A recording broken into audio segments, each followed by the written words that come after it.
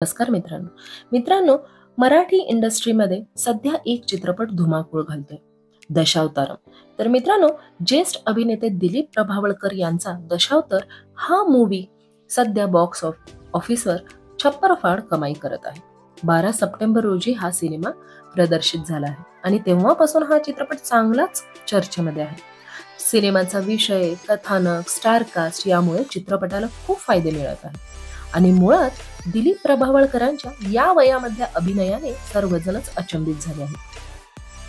चित्रपटाने आतापर्यंत 6 कोटी कमाई केलेली आहे.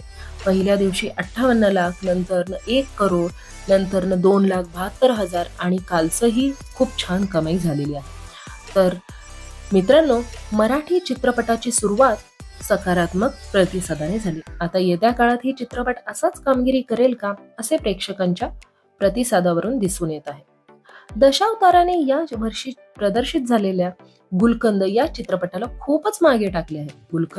गुलकंदने 4 दिवसात फक्त 2 कोटीची कमाई केली होती. यासोबतच एक चतुरनार, बंगाल फाईल्स सारखे बॉलिवूड चित्रपटही दशावतारपेक्षा मागे आहेत.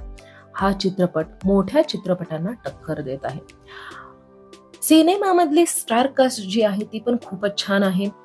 अभिनय बेर्डे, प्रियदर्शनी इंदलकर, सिद्धार्थ मेनन, सुनील तावडे, भरत जाधव, महेश मांजरेकर, विजय केंकरे आणि सगळ्यात महत्वाचं भूमिका जी आहे ते साकारली आहे दिलीप प्रभावळकर यांनी.